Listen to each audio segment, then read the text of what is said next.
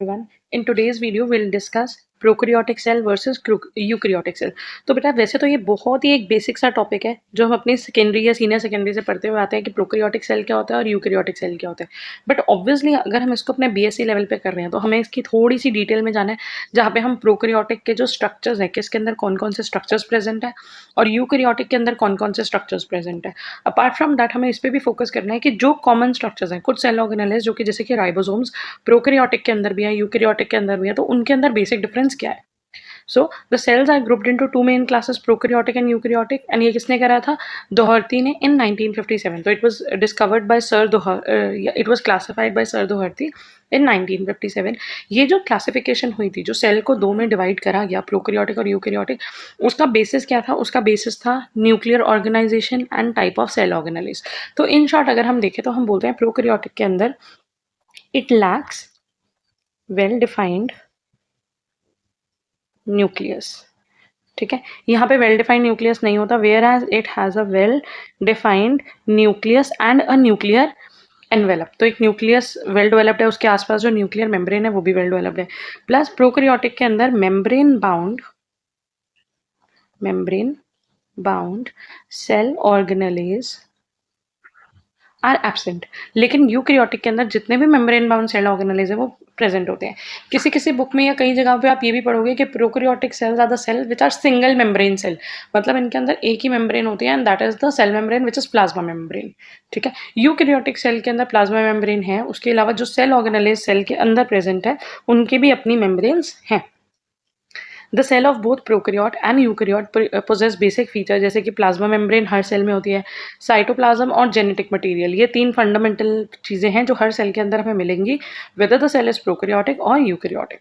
The cell of prokaryotes are simpler than those of eukaryotes and lack internal compartmentalisation. मतलब कि ये simple हैं और इनके अंदर कंपार्टमेंट्स नहीं है, मतलब सेल ऑर्गेनेलेज नहीं है। Prokaryote cells lack a distinct nucleus, एक क्लियर वेल डिफाइंड न्यूक्लियस इसके पास नहीं है। The chromatin bodies are scattered inside the cytoplasm. जो क्रोमैटिन नेटवर्क है, जो क्रोमोसोम है, वो साइटोप्लाज्म के अंदर ही स्कैटर्ड है। Internal membrane bound cellular bodies are या cellular organelles are absent. Prokaryotes हो सकते हैं bacteria, archaebacteria which are very small, और यूकैरियोट के अंदर लार्ज कॉम्प्लेक्स स्ट्रक्चर्स होते हैं as compare to prokaryote. Eukaryote के अंदर अगर आपने क्लासिफिकेशन पढ़ी हुई हो, 5 किंगडम क्लासिफिकेशन जो होती है, जिसमें हम कहते हैं मोनेरा, प्रोटिस्टा, फिर उसके बाद फंजाई, प्लांटे, एनामिलिया, तो इसके अंदर प्रोटिस्टा और उसके अलावा प्लांटे, एनामिलिया, फंजाई, ये सब यूकैरियोटिक है। प्रोकैरियोटिक सिर्फ और सिर्फ बैक्टीरियाज ही होते हैं, और archaebacterias are also a type of bacteria, और ये हमेशा यूनिसेल्यूलर ही होते हैं। They possess distinct nucleus. Eukaryotes की अगर हम बात करें तो इनके पास डिस्टिंक्ट न्यूक्लियस है, मेम्ब्रेन बाउंड ऑर्गेनेल्स हैं, एग्जाम्पल में protist, fungi, plant and animal. ठीक है, तो ये इसका एक बेसिक छोटू सा डिफरेंस। न्यूक्लियर मेम्ब्रेन एब्सेंट है, न्यूक्लियर मेम्ब्रेन प्रेजेंट है, इनफैक्ट डबल लेयर मेम्ब्रेन होती है। ठीक है, जिसमें बीच में पोर्स भी प्रेजेंट होते हैं यूकैरियोटिक सेल्स में। इनके पास मेम्ब्रेन बाउंड स्ट्रक्चर्स नहीं होते हैं, सेल मेम्ब्रेन प्रेजेंट होती है, यहाँ पे भी प्रेजेंट होती है। डीएनए नेकेड है, मतलब कि वो स्कैटर्ड है साइटोप्लाज्म में। यहाँ पे डीएनए जो क्रोमोसोम्स में होता है वो प्रेजेंट होता है और वेल डिफाइंड न्यूक्लियस के अंदर होता है। राइबोसोम्स, अगर हमें ये तो पता चल गया कि यूकैरियोटिक के अंदर मेम्ब्रेन बाउंड सेल ऑर्गेनेल्स नहीं होते, सॉरी यूकैरियोटिक के अंदर मेम्ब्रेन बाउंड सेल ऑर्गेनेल्स होते हैं, प्रोकैरियोटिक के अंदर मेम्ब्रेन बाउंड सेल ऑर्गेनेल्स नहीं होते। तो अगर हमसे पूछा जाए कि बताओ ऐसा कौन सा सेल ऑर्गेनेल है जो प्रोकैरियोटिक और यूकैरियोटिक दोनों के अंदर है, सो दैट इज राइबोसोम।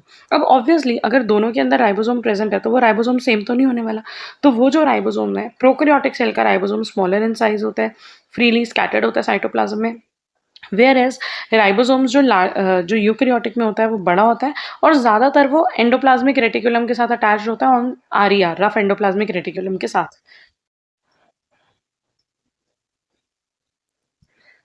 हाँ जी, तो अगर हम बात करते हैं प्रोकैरियोटिक राइबोसोम की, प्रोकैरियोटिक राइबोसोम बेटा होता है 70S, क्योंकि एस एक सेडिमेंटेशन यूनिट होता है जिसके बेसिस पे हम राइबोसोम को स्टडी करते हैं।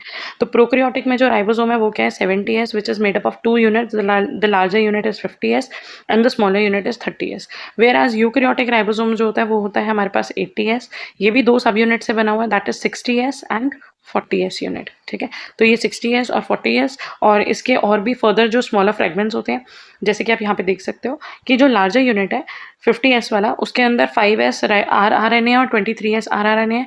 उसी तरह जो स्मॉलर यूनिट है वो 30s यूनिट है, और उसके अंदर RNA कौन सी है, जो 16s है, ठीक है।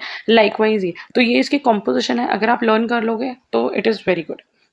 नेक्स्ट हम आ जाते हैं, cell wall is compose of peptidoglycan. ज़्यादातर हमें पता है कि जो बैक्टीरिया होते हैं वही प्रोकैरियोटिक होते हैं, और बैक्टीरिया के सेल वॉल में ना एक मोस्ट इंपॉर्टेंट कंपोनेंट होता है, दैट इज पेप्टिडोग्लाइकन। वेयर जो बाकी यूकैरियोट है, लाइक प्लांट सेल में होता है सेल्यूलोज। फंजाई की अगर हम बात करें, फंगस की सेल वॉल में होता है काइटिन, ठीक है। Organisms are made up of prokaryotic cell. जो ऑर्गेनिज्म प्रोकैरियोटिक सेल से बने हुए हैं, मतलब जिन बैक्टीरिया के पास प्रोकैरियोटिक सेल है उनको हम सिंपली क्या बोल देंगे, प्रोकैरियोट्स, और जिन ऑर्गेनिज्म के पास यूकैरियोटिक सेल है उन्हें हम बोल देंगे यूकैरियोट्स। सो अब मेन टॉपिक स्टार्ट होता है, जो कि पेपर में बहुत बार 5 मार्क के क्वेश्चन में आता है। या तो बोल देंगे explain the structure of prokaryotic cell, या फिर बोल देंगे explain the structure of eukaryotic cell. The term prokaryote is derive from the Greek word pro meaning before, and karyon means kernel या न्यूक्लियस। तो मतलब कि before nucleus, that mean nucleus जहाँ पे प्रॉपर नहीं है, तो उससे पहले का। Prokaryotes are one of the most ancient group of living organisms. They do not poses true nucleus. इनके पास ट्रू न्यूक्लियस नहीं होता, मेम्ब्रेन बाउंड ऑर्गेनेल्स नहीं होते। Example bacteria, cyanobacteria, mycoplasma, rickettsia, spirochaetes, ये सारे बैक्टीरियाज ही हैं। Prokaryotes are mostly single-cell organisms but can also associate together in cluster and chain to form multicellular structures, not multicellular organism. Cells are generally smaller and much simpler than eukaryote. Prokaryotes की एक rigid cell wall होती है जो कि बनी हुई होती है लिपिड, कार्बोहाइड्रेट और प्रोटीन से, लेकिन उनमें सेल्यूलोज प्रेजेंट नहीं होता। Inside the cell wall is the cell membrane. ये तो सेल का एक बेसिक स्ट्रक्चर है कि बाहर सेल वॉल होगी, अंदर वाला स्ट्रक्चर क्या हो जाएगा, cell membrane, which encloses the cell. The genetic material present as a single chromosome, it is cellular and double-stranded DNA. तो जो न्यूक्लियस होता है ना, क्योंकि वो वेल डिफाइंड न्यूक्लियस नहीं है, वहाँ पे जो क्रोमोसोम है वो थोड़े से स्कैटर्ड है, तो this type of nucleus is known as nucleoid. So this is a basic structure. अगर आप देखना चाहो तो यहाँ पे ये हमारा बैक्टीरियल सेल है, ये पूरा हो गया साइटोप्लाज्म, और बीच में ये स्कैटर्ड पार्ट जो है ये हो गया डीएनए, और cell wall outer and inner, ठीक है जी। नेक्स्ट, अब हम आ जाते हैं मेन स्ट्रक्चर्स पे। स्ट्रक्चर्स की अगर हम बात करें तो पहले एक बार डायग्राम में देखो, यहाँ पे प्लाज्मा मेम्ब्रेन है जो आपको पता है, सेल वॉल पता है, न्यूक्लियोइड हमने डिस्कस कर लिया। जो भी ये बीच में डीएनए मटेरियल प्रेजेंट है, क्योंकि वो न्यूक्लियस वेल डेवलप नहीं है, स्कैटर्ड है, तो उसको हमने न्यूक्लियोइड बोल दिया। साइटोप्लाज्म, उसके अलावा जो स्ट्रक्चर्स यहाँ पे प्रेजेंट है दैट इज प्लाज्मिड, एक सेकेंड, हाँ जी, प्लाज्मिड, उसके अलावा पाइलस, कैप्सूल और राइबोसोम्स तो दोनों में ही प्रेजेंट होते हैं। तो ये कुछ स्ट्रक्चर, जैसे कई ऑर्गेनिजम्स के पास फ्लैजेला भी प्रेजेंट होता है, तो वो हो गया। तो कैप्सूल, फ्लैजेला, पाइलाई, ये सब हमें पढ़ने की ज़रूरत है। पहला structure capsule. Bacterial cells have outer protective covering, जिसको हम कैप्सूल बोलते हैं, और ये पॉलीसेकेराइड की लेयर होती है, मतलब एक कार्बोहाइड्रेट कॉम्पोजिशन है इसका।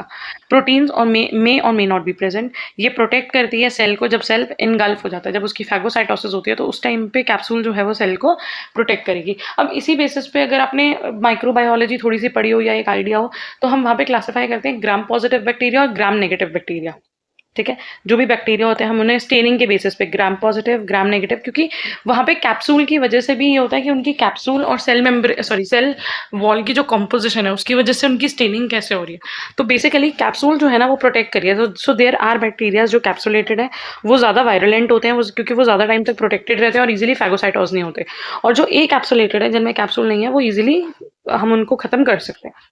It also retain moisture within the cell and prevent from desiccation. तो ये सेल को डिहाइड्रेशन से बचाता है, और ये सेल को हेल्प भी करता है अटैच करने के लिए दूसरे सेल से न्यूट्रिएंट डिराइव करने के लिए। अब अगर हम बात करते हैं सेल वॉल की, सेल वॉल बनी है लिपिड, कार्बोहाइड्रेट और अमीनो एसिड से। It gives shapes to the cell and prevents a bacterial wall from bursting when present in hypotonic solution. अगर सेल किसी हाइपोटोनिक सोल्यूशन के अंदर पड़ा हुआ है, आसपास कोई हाइपोटोनिक सोल्यूशन है, हाइपोटोनिक सोल्यूशन बेटा वो होता है जहाँ पे वाटर का कंटेंट ज़्यादा हो, तो वाटर इसके अंदर जाना शुरू हो जाएगा by the process of osmosis, और उस कंडीशन में धीरे धीरे करके स्वेल होगा, अंदर का प्लाज्मा मेम्ब्रेन स्वेल होता रहेगा, लेकिन एक पॉइंट पे आके ये रुक जाएगा, बिकॉज सेल वॉल तक जब प्लाज्मा मेम्ब्रेन पहुंच गई तो वो उसके आगे एक्सपैंड नहीं हो सकती, बिकॉज सेल वॉल तो रिजिड है, ठीक है। तो इस तरीके से ये सेल को हाइपोटोनिक कंडीशन में भी बर्स्ट होने से बचाता है। Cell wall of gram positive bacteria जो होती है वो सिंगल लेयर होती है, और उसकी थिकनेस जो होती है वो थ्रू आउट सेम होती है। ग्राम नेगेटिव बैक्टीरिया की जो सेल वॉल होती है वो डबल लेयर्ड होती है, बट वो पतली होती है। अब अगर हम बात करते हैं सेल मेम्ब्रेन की, सेल वॉल के नीचे आ जाती है cell membrane. It surrounds the cytoplasm, ये सेमी परमिएबल मेम्ब्रेन है, ये फ्लूइड डायनेमिक लेयर है, मतलब कि लिपिड और प्रोटीन से बनी होती है प्लाज्मा मेम्ब्रेन का स्ट्रक्चर। अगर आप पढ़ोगे तो उसमें आपको पता चलेगा कि उसके अंदर फ्लूइडिटी होती है, क्योंकि उसके अंदर लेटरल मूवमेंट्स हो सकती है मॉलिक्यूल्स की। ये सेमी परमिएबल है, तो ये रेगुलेट करती है entry and exit of substances in a cell. It invaginates to form mesosomes and thylakoids in cyanobacteria. Invaginates का मतलब है जैसे ये प्लाज्मा मेम्ब्रेन है, ये अंदर की तरफ ही फोल्ड होके ना स्ट्रक्चर्स बना देगी, जिसको हम बोल सकते हैं मेसोसोम। ये कभी यही सेल मेम्ब्रेन अंदर की तरफ फोल्ड हो गई और यहाँ पे क्या बना दिए, थाइलाकॉइड। ठीक है जी, तो ये हो गया सेल मेम्ब्रेन की बात। नेक्स्ट साइटोप्लाज्म ग्रैन्युलर है, क्रिस्टेलो कोलॉइड कॉम्प्लेक्स है, जिसके अंदर एंजाइम्स हैं, सॉल्ट्स हैं और बहुत सारी चीजें हैं। Various cell structures like ribosome, mesosome, chromatophores, inclusion bodies, plasmids, वो सारे किसके अंदर प्रेजेंट है, साइटोप्लाज्म के अंदर। एक चीज और समझने की जरूरत है कि सेल ऑर्गेनेलेज यहाँ पे प्रेजेंट नहीं है, माइटोकॉन्ड्रिया नहीं है, एंडोप्लाज्मिक रेटिकुलम नहीं है, गोल्गी अपरेटस नहीं है, लाइसोसोम नहीं है। इसका मतलब ये नहीं है कि इनसे एसोसिएटेड जो फंक्शंस है वो भी परफॉर्म नहीं हो रहे। तो यहाँ पे कंपार्टमेंट्स नहीं बने, लेकिन सेल के अंदर वो सारे एंजाइम साइटोप्लाज्म के अंदर प्रेजेंट है जो इन फंक्शंस को परफॉर्म कर रहे हैं। ठीक है, नेक्स्ट आ जाते हैं राइबोसोम। स्फेरिकल स्ट्रक्चर्स हैं, एम्बेडेड होते हैं साइटोप्लाज्म में। राइबोसोम 70s होते हैं, जो कि हम डिस्कस कर चुके हैं। Larger unit is made up of 50s and the smaller unit is 30s। About 4 to 8 ribosomes attach to single RNA during protein synthesis. Next structures जो यहाँ पे प्रेजेंट है that is chromatophores. Chromatophores, chromato word ही signify करता है बेटा colour को। तो जैसे जो यूकेरियोटिक सेल होता है उनके पास क्या होता है, प्लास्टिड्स होते हैं, क्लोरोफिल या क्रोमोप्लास्ट होता है, प्रॉपर प्लास्टिड है जो उनको कलर प्रोवाइड कर रही है। लेकिन यहाँ पे प्रॉपर ऑर्गेनेल तो नहीं है, बट वो पिगमेंट्स है।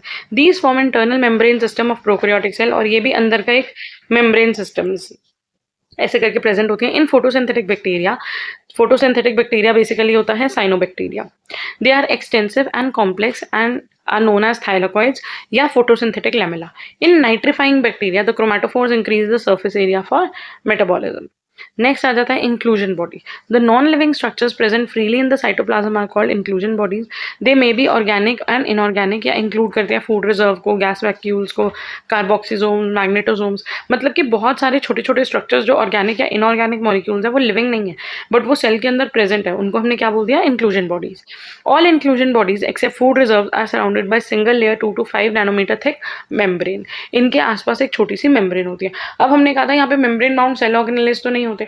हाँ, यहाँ पे मेम्ब्रेन बाउंड सेल ऑर्गेनेल्स नहीं होते, बट जो छोटी छोटी बॉडीज होती है उनके आसपास एक सिंपल मेम्ब्रेन की जो बाउंड्री है वो होती है। इंक्लूजन बॉडीज में there are various types of inclusion bodies like food reserves, gas vacuoles, carboxysomes, magnetosomes और प्लास्मिड्स। अब अगर हम बात करते हैं फूड रिजर्व्स की, तो food reserve as the name suggest food को स्टोर कर रहा है, तो ये स्टोरेज ग्रैन्यूल्स हैं। Usually a bacterial species stores only one type of reserve food material. For example, volutin granule stores phosphate, sulfur gets stored in sulfur granules. The organic food reserves include glycogen granules, protein granules, cyanophysin granules and polybeta hydroxybutyrate granules. तो मतलब कि अलग अलग component को store करने के लिए वो अलग अलग ग्रैन्यूल्स बने हुए हैं। ठीक है, गैस वैक्यूल्स कॉमन होते हैं एक्वेटिक फ्री फ्लोटिंग बैक्टीरिया में, क्योंकि उनको बॉयंसी प्रोवाइड करते हैं। Each vacuole is made up of many hollow cylindrical gas vesicles. Gas vacuole help in floating और बॉयंसिंग, ताकि उनको प्रॉपर पोजिशनिंग मिल सके, वो इजीली खराब ना हो या इजीली डैमेज ना हो जाए वाटर स्ट्रीम के प्रेशर से। And proper positioning of photosynthetic bacteria and phytoplankton in water for trapping sunlight and photosynthesis. तो ये उनको ताकि वो सरफेस पर फ्लोट कर सके, लाइट ट्रैप कर सके अगर उन्हें फोटोसिंथेसिस करनी है। These gas vacuoles are better called pseudo vacuoles as they are not limited by any membrane. जो वैक्यूल्स यूकैरियोट में होते हैं उनकी आउटर मोस्ट मेम्ब्रेन को हम क्या बोलते हैं, टोनोप्लास्ट, बट यहाँ पे कोई मेम्ब्रेन प्रेजेंट नहीं है। Carboxysomes, they are the main sites of carbon dioxide concentration around the enzyme Rubisco for CO2 fixation. CO2 fixation के लिए एंजाइम जरूरी होता है Rubisco, और उसके मतलब वहाँ पे जो CO2 की कॉन्सेंट्रेशन हो रही है वो कौन से ऑर्गेनल या कौन से स्ट्रक्चर में हो रही है, कार्बोक्सीसोम्स में। Next, magnetosomes are vesicles filled with magnetite and help the aquatic bacteria. तो ये उसकी मैग्नेटिक प्रॉपर्टी को उसको ओरिएंट करने में हेल्प करते हैं मैग्नेटोसोम्स। और एक important which is a very important structure that is plasmids. Plasmids क्या है, ring like self replicating extra chromosomal DNA stranded molecules. अब यहाँ पे एक चीज आपको जरूर, एक वर्ड आपको जरूर अच्छे से याद रखना है, दैट इज, एक सेकेंड, हाँ जी, एक्स्ट्रा क्रोमोसोमल डबल डीएनए। एक तो बेटा सेल के अंदर अपना डीएनए होता है, ठीक है। उसके अलावा एक डीएनए जो प्रेजेंट है जो कि सर्कुलर रिंग की फॉर्म में प्रेजेंट है, दैट इज प्लाज्मिड। वो एक्स्ट्रा क्रोमोसोमल है, वो इस क्रोमोसोम का पार्ट नहीं है, that is a separate thing, that is a different thing, ठीक है। और ये सर्कुलर होता है। Found in cytoplasm of prokaryote, their size varies from 1 to 300 kilobase and carries 5 to 100 genes, they are called as mini chromosome, ठीक है। ये bacteria के अंदर एक करेक्टरिस्टिक प्रॉपर्टी है। नेक्स्ट आ जाता है फ्लैजेला। फ्लैजेला एक लंबी सी टेल की तरह का स्ट्रक्चर है। ये एक ही एंड पे ज्यादातर प्रेजेंट होता है, यूजुअली एक ही फ्लैजेला होता है। देयर आर बैक्टीरिया जिनमें एक से ज्यादा हो सकते हैं, बट ज्यादातर एक ही होता है। लॉन्ग फाइन लोकोमेटरी अपेंडेजेस जो स्विम करने में हेल्प करती हैं। फ्लैजेलेशन, that is the number and arrangement of flagella, is a characteristic feature of different bacteria. कि कभी कभी एक ही बैक्टीरिया है, कभी एक ही फ्लैजेला है, कभी कभी दो है, कभी कभी एक ही जगह से कुछ सारे निकल रहे हैं, और कभी कभी पेरिफेरल फ्लैजेला भी हो सकते हैं, ठीक है। तो उसके बेसिस पे हम बैक्टीरिया को क्लासीफाई भी करते हैं। नेक्स्ट आ जाता है पिली एंड फिम्ब्रिया। पिली, जिसका सिंगुलर होता है pilus, are tubular growth about 18 to 20 nanometre long and made up of pilin protein. They are found in gram negative bacteria and help in conjugation. Conjugation मतलब कि जब दो बैक्टीरियाज ने रिप्रोड्यूस करना होता है और अपना जेनेटिक मटीरियल एक्सचेंज करना होता है, तो उस टाइम पे यहाँ पे एक ट्यूबुलर स्ट्रक्चर बन जाता है जिसको बोलते हैं हम पिले या पिलाई।